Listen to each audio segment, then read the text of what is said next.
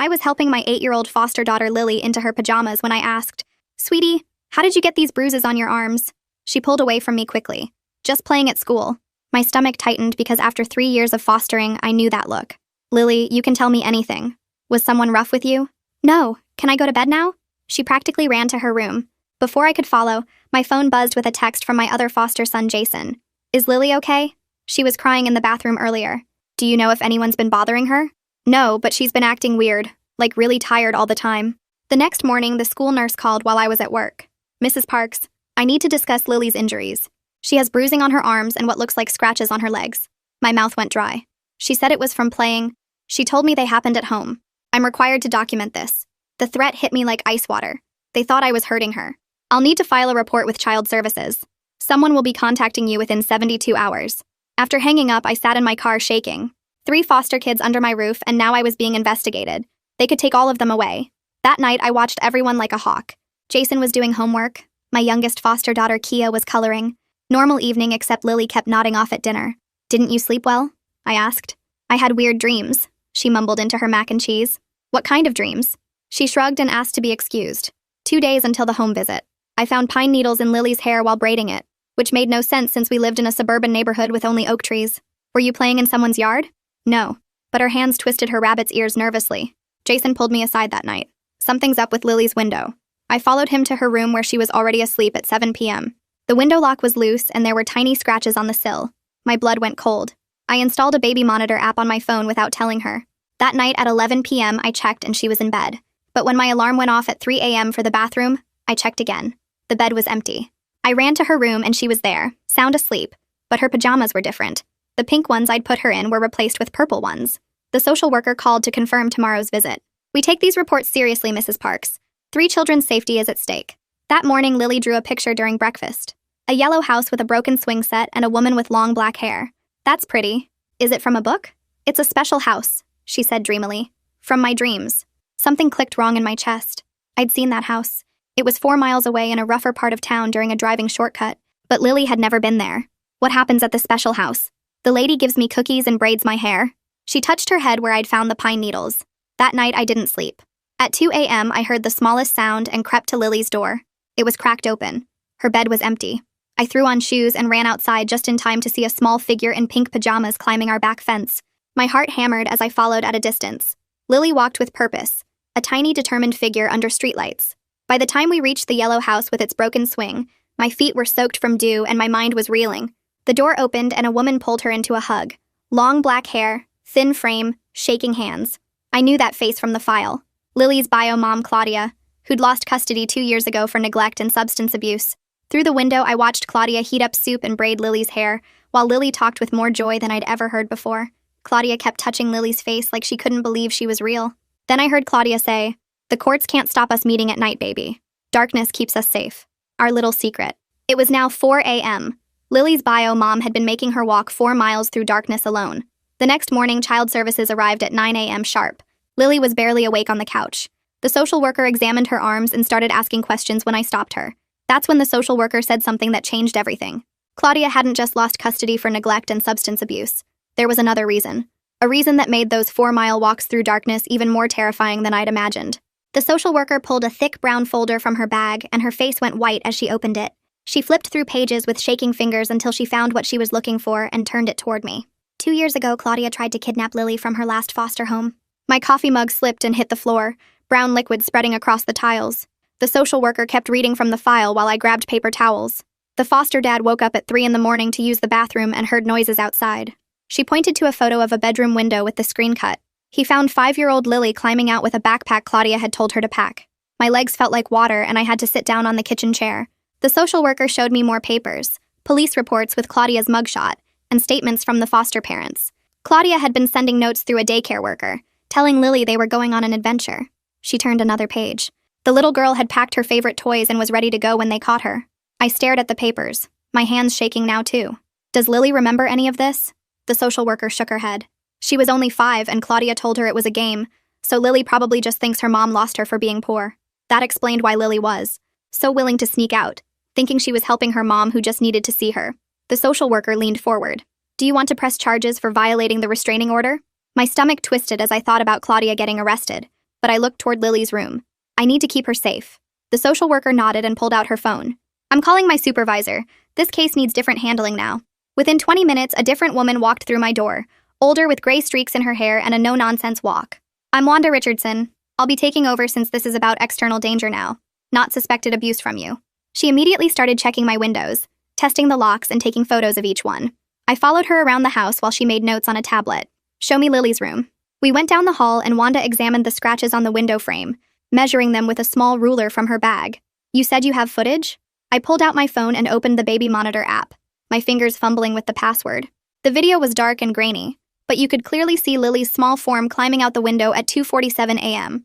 Wanda watched it 3 times, zooming in on different parts and taking screenshots. This is exactly what we need for court. She made more notes on her tablet. I need to interview all 3 children today. Just then, the front door opened and Jason walked in from the school, his backpack sliding off his shoulder when he saw 2 social workers in our living room. What's going on? I explained about Lily's mom and the night walks while his face got harder and harder. I knew something was wrong. I've been hearing her window open for weeks but thought I was dreaming. Wanda asked him to sit down and started asking questions about what he'd seen and heard. Jason told her about finding Lily's shoes wet in the morning and seeing her so tired she fell asleep during breakfast. I should have said something sooner. Wanda wrote everything down and then asked Jason to wait in his room while she talked to the girls. She started with Kia, who came out of the playroom holding her coloring book, confused about why a stranger wanted to talk to her. They went into the kitchen and I could hear Wanda's gentle voice asking about bedtime and if Kia ever heard noises at night. After 10 minutes, Kia came out looking puzzled but not upset, going straight back to her coloring.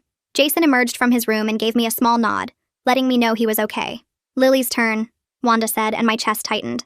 Lily had been in her room since the social worker arrived, probably sensing something was wrong. Wanda knocked softly and they both disappeared inside while I paced the hallway. I could hear Lily's voice getting higher and then crying, actual sobbing that made me want to burst in and hold her. The interview went on for 30 minutes, the longest 30 minutes of my life, with Lily's cries getting louder. When the door finally opened, Lily ran past me without looking up, her face red and wet with tears. She slammed her bedroom door and I heard her throw herself on the bed. Wanda came out with a grim expression. She's very attached to her mother and doesn't understand the danger. She gathered her things. A detective will come by tonight for official statements. I spent the rest of the afternoon trying to get Lily to eat something, but she wouldn't come out of her room. At 6 o'clock sharp, the doorbell rang and a tall man in a suit stood on my porch. Detective Jeremy Vaughn, I'm here about the unauthorized contact between Lily and Claudia. He came in carrying a leather notebook and a small recording device. We sat at the dining room table while he set up his equipment and explained that violating a no-contact order was a criminal offense.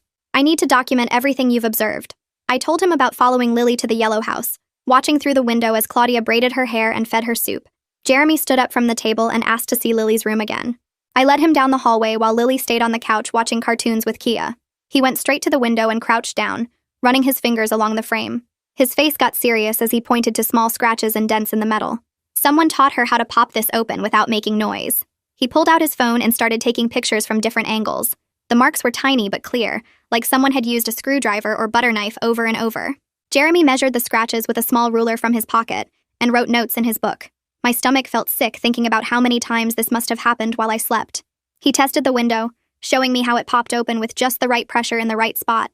This took practice, probably weeks of showing her.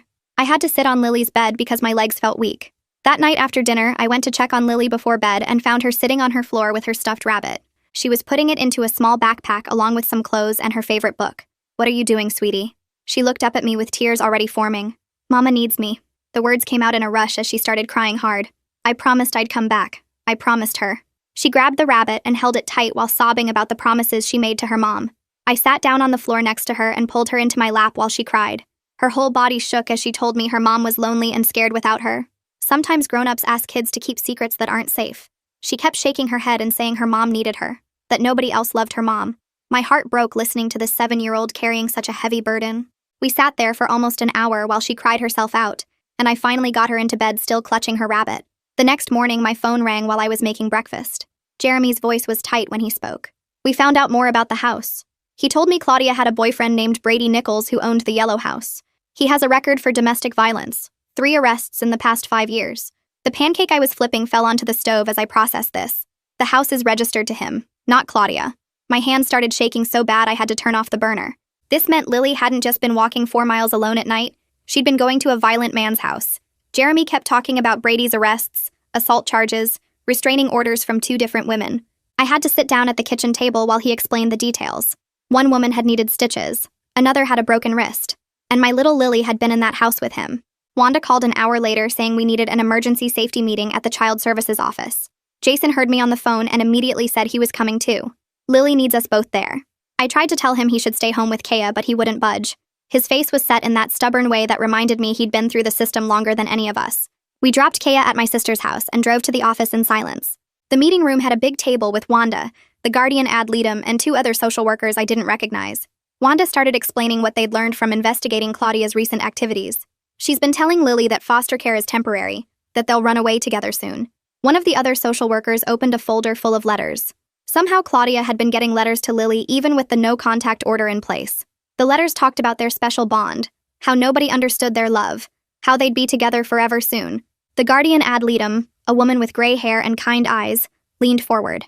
Lily needs therapeutic intervention immediately to process this loyalty conflict. She recommended someone named Kalani Townsend who specialized in custody trauma with young children. The psychological manipulation here is severe. Jason had been quiet but suddenly spoke up about finding wet shoes in the morning, hearing noises he thought were dreams. The adults all took notes while he talked. That afternoon, we went straight home and I started installing door alarms on every exterior door. Jason helped me test each sensor, making sure they were loud enough to wake the whole house. Kea thought it was a fun game, running in and out to make them beep. But Lily sat on the couch watching us with empty eyes, not moving or speaking. We put sensors on every window too, the kind that shriek if they're opened even an inch. Jason helped me download the app that would alert my phone if any of them went off. By dinner time, our house felt like a fortress. Jeremy called again that evening with more news that made everything worse. Claudia's been working at a gas station 2 blocks from Lily's school. He'd pulled security footage from the past 3 months showing her there during school pickup times. She's been watching from across the street multiple times a week. The footage showed her standing by the gas pumps, always focused on the school entrance. She knew exactly when Lily got out, which door she used, which bus she rode. Jeremy said they had 17 different days recorded of her watching. The planning that went into this made me realize how much danger Lily had really been in. This wasn't just a sad mom missing her daughter. This was calculated, deliberate, and getting worse. The next morning, I called Lily's school and asked to speak with the principal about changing her bus route immediately. The secretary put me through and I explained about the safety concerns without going into all the details about Claudia watching from the gas station. The principal listened and agreed to switch Lily to a different bus that took a longer route, but avoided that whole area completely. She asked if Lily would be okay with the change since kids get attached to their routines, and I said we didn't have a choice right now. I picked Lily up early that day to explain the new bus situation, and she just shrugged like she didn't care either way. 2 days later was Lily's first appointment with Kalani at her office downtown. I sat in the waiting room flipping through old magazines while they talked for an hour behind a closed door. When Kalani came out, she asked to speak with me privately, while Lily played with toys in the waiting area. She sat down across from me and explained that Lily genuinely believed she was helping her mom by visiting at night. The manipulation went deeper than just wanting to see each other because Claudia had convinced Lily that she would get sick or die without these visits. Lily thought she was keeping her mom alive by walking those 4 miles in the dark. Kalani said it would take months to undo this kind of psychological damage, and we needed to be patient. That night, I was watching TV when the door alarm shrieked through the whole house at exactly 1 a.m. I jumped up and ran to the front door where I found Lily with her backpack trying to turn the doorknob while the alarm wailed. She saw me and started pulling harder on the door, crying that her mom was waiting and would think she didn't love her anymore. I had to physically pick her up while she kicked and screamed, her little fists hitting my shoulders. Jason came running out of his room and helped me carry her back to the couch while she fought us the whole way. Kea stood in her doorway clutching her stuffed bear, tears running down her face from all the noise and chaos. After 20 minutes, Lily finally wore herself out and collapsed against Jason, still crying but quieter now. I looked at all 3 kids and realized this whole situation was hurting everyone, not just Lily. Jason was trying to be strong, but I could see how tired he looked from worrying. Kea had started having nightmares and asking if we were all going to be taken away. The next morning, Wanda called early and said she was filing for an emergency custody hearing to strengthen the protection order against Claudia. She warned me that Claudia would probably show up at court, and it could get really emotional with Lily there. The hearing was set for 3 days away, and we needed to prepare. That afternoon, Jeremy called with more information he'd found while investigating. Brady had been driving Claudia to the Yellow House for all those nighttime meetings with Lily. His car showed up on traffic cameras at intersections between 2 a.m. and 4 a.m. on multiple nights that matched when Lily went missing. The cameras caught his license plate clearly and showed 2 people in the car each time. This meant Claudia hadn't been alone at that house, and Brady had been there during those visits. The night before the hearing, I packed bags for all 3 kids because I was worried Claudia might try something desperate if the court ruled against her. My sister lived an hour away and had a good security system with cameras, so we drove there after dinner. The kids were confused about the sudden trip, but I told them it was just for one night. My sister had set up sleeping bags in her living room and made it feel like an adventure for them. We got up early the next morning and drove straight to the courthouse, arriving 30 minutes before our scheduled time. I held Lily's hand walking through the metal detectors while Jason kept Kia distracted with a game on his phone. We found the right courtroom and sat in the back row waiting for our case to be called. That's when Claudia walked in with a public defender, looking thinner than I remembered from watching through the yellow house window. Her hair was pulled back and her clothes hung loose on her frame. The moment she saw Lily, she started crying and calling out to her, reaching past her lawyer toward us. The bailiff stepped forward quickly and told her to sit down, or she'd be removed from the courtroom. Claudia kept staring at Lily and mouthing words I couldn't make out while tears ran down her face. The judge came in and everyone stood up. Then he started reviewing all the evidence that had been submitted. He read through the police reports about the kidnapping attempt 2 years ago, and the recent discovery of the nighttime meetings. He looked especially concerned when he got to the part about Lily walking 4 miles alone in the dark and the psychological manipulation Kalani had documented.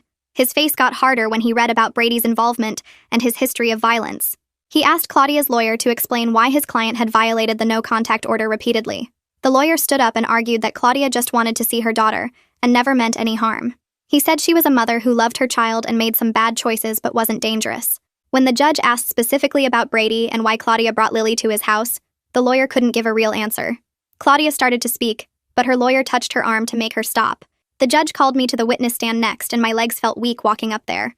I put my hand on the Bible and swore to tell the truth while Lily watched me from her seat. The prosecutor asked me to describe what happened the night I discovered Lily was missing. I told them about checking the baby monitor at 3 a.m. and finding her bed empty. My voice cracked when I described running outside and seeing her small figure climbing our back fence in her pink pajamas. The courtroom was silent as I explained following her 4 miles through dark streets to the yellow house. I had to stop and take a breath when I got to the part about watching through the window. Claudia was heating soup and braiding Lily's hair while my foster daughter talked with more joy than I'd ever seen. The prosecutor asked what I heard Claudia say, and I repeated the words about darkness keeping them safe and it being their little secret. Lily started crying in her seat, and Jason put his arm around her while I finished describing how I'd waited until 4 a.m. to make sure Lily got home safe. The judge asked me directly if I'd seen any signs of physical harm during these visits. I told him about the bruises and scratches that started this whole investigation. He wanted to know if I thought Lily understood the danger she was in walking alone at night. I said she was too young to understand and just wanted to see her mom. After 2 hours of testimony from me, Wanda, and Jeremy about the violations and Brady's involvement, the judge was ready to rule. He looked at Claudia and spoke firmly about the serious nature of her actions. She'd endangered a 7-year-old child by making her walk alone through dangerous neighborhoods at night. The no-contact order had been in place for good reason after the previous kidnapping attempt. He ordered supervised visitation only, twice a month at the court facility downtown. Claudia would have to pass drug tests before each visit, and any violation would result in immediate arrest. The visits would last 1 hour with a court coordinator present the entire time. No gifts, letters, or private conversations would be allowed. If she missed 2 visits or failed any drug test, all parental rights would be terminated permanently. Claudia started sobbing and reaching for Lily, but the bailiff stepped between them. We left the courtroom quickly, but Lily broke away from me in the parking lot. She screamed that I was mean and everyone was keeping her from her real mom. Other families walking to their cars turned to stare as Lily hit my legs with her small fists. Jason helped me get her into the car while she kicked the back of my seat the whole drive home. She ran straight to her room and slammed the door so hard a picture fell off the hallway wall. Kia was scared and confused when we got home, asking why Lily was so mad. I tried to explain in simple terms while making lunch that nobody wanted to eat. Later that afternoon, I went to check the mail and found an envelope with no stamp or return address. Inside was a letter from Claudia begging me to let her see Lily outside the court visits. She wrote that she was a good mom who made mistakes and just wanted to hold her baby. My hands shook as I called Jeremy, and he came within 20 minutes to collect it as evidence. He said Claudia had violated the new court order within hours of it being issued. This would be reported to the judge immediately and could affect her supervised visits. He took photos of our mailbox and asked if I'd seen anyone near the house. I hadn't, but now I was worried Claudia knew where we lived. Jeremy said he'd have patrol cars drive by more often to keep watch. 2 days later, Kalani came for Lily's regular therapy session and immediately saw we needed more help. She increased sessions to twice a week and started teaching Lily about healthy versus unhealthy secrets. Lily sat with her arms crossed, refusing to look at Kalani or answer questions. Progress was painfully slow, with Lily staying angry at me for what she called tattling on her mom. She wouldn't eat dinner with us and stopped letting me braid her hair in the mornings. Jason tried to help by playing games with her, but she pushed him away too. A week passed before the first supervised visit was scheduled at the family court building downtown. I was nervous driving there, not knowing how Lily would react to seeing her mom. The coordinator met us in the lobby and explained all the rules to me while Lily waited on a bench. She said Lily would be monitored the entire time through cameras and in person. No physical items could be exchanged, and conversations would be redirected if they became inappropriate. The visit would end immediately if Claudia didn't follow the rules. I watched through one-way glass as they brought Claudia into the small visiting room. Lily ran to her and they hugged while both crying.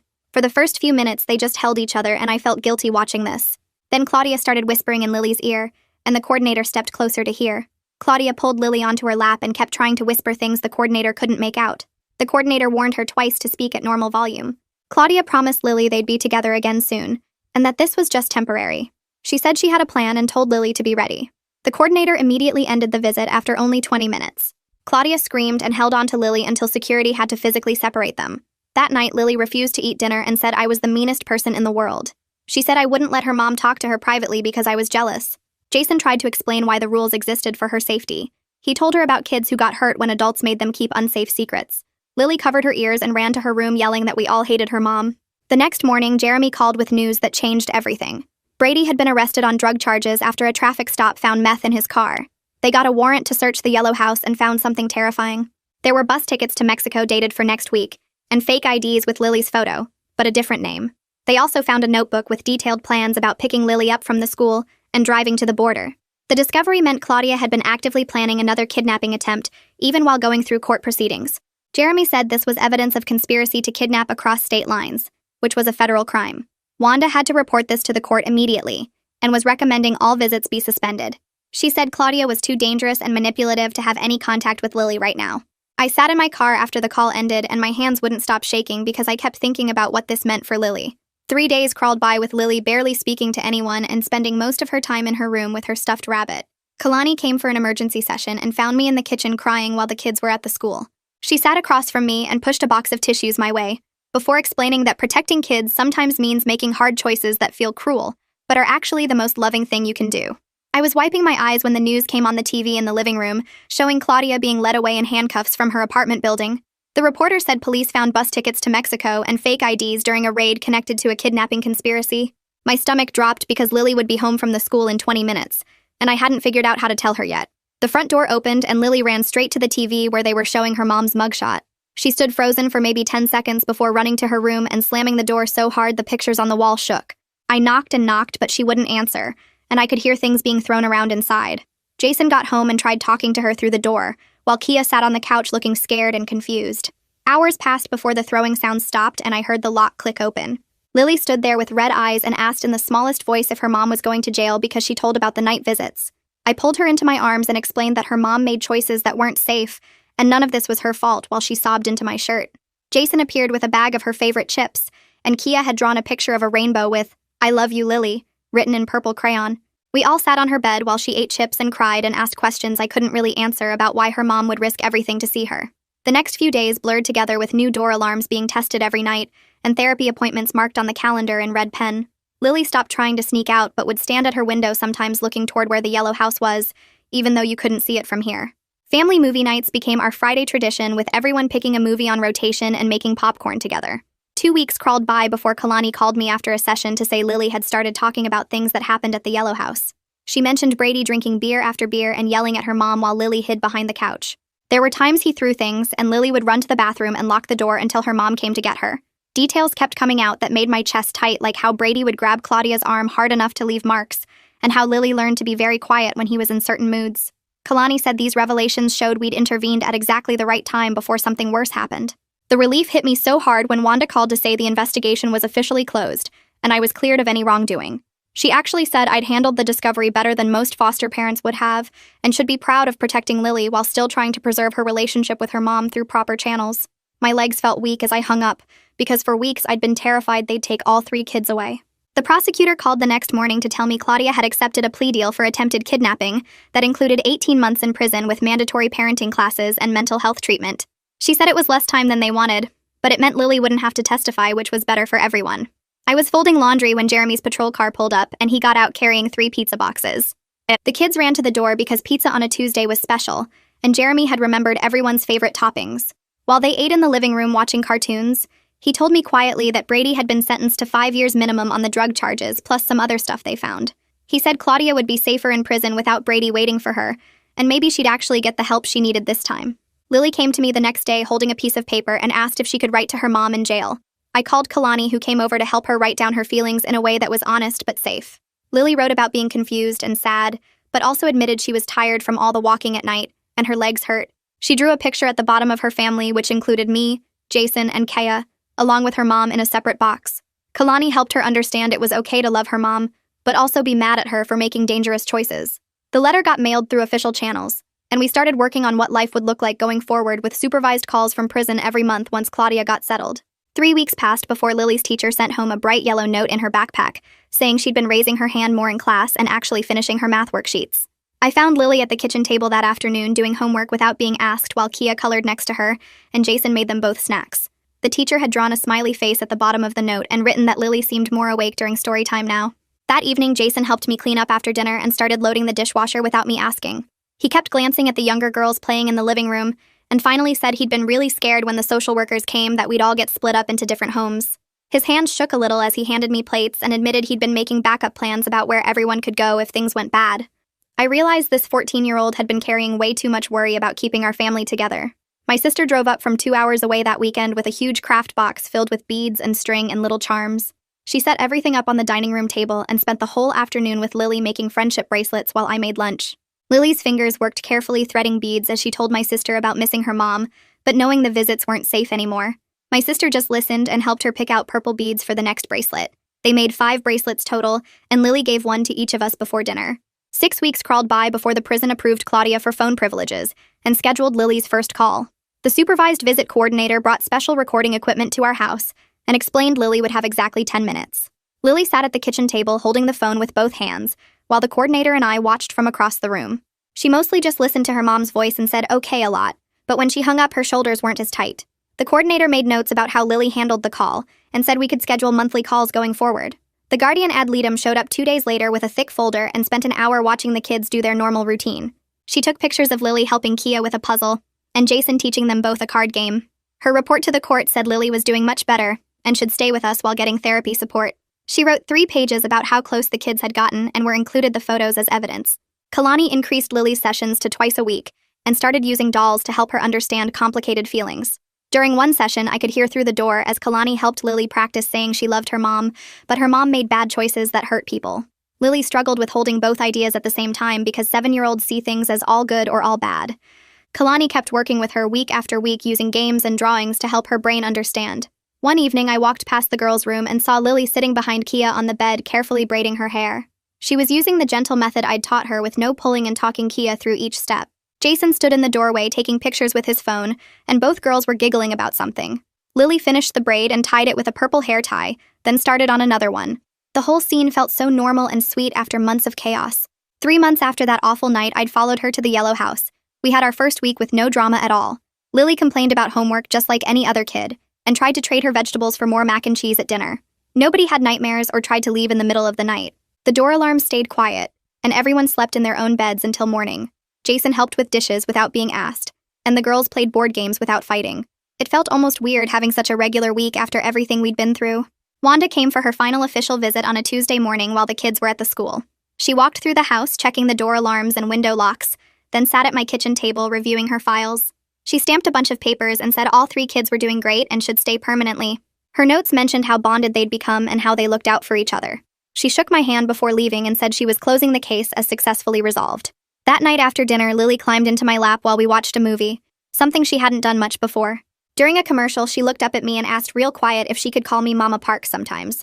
She said quick that she wasn't trying to replace her real mom, but she needed a mama who was here every day. Her little fingers twisted the friendship bracelet on her wrist while she waited for my answer. I told her she could call me whatever felt right, and she nodded before settling back against me to finish the movie.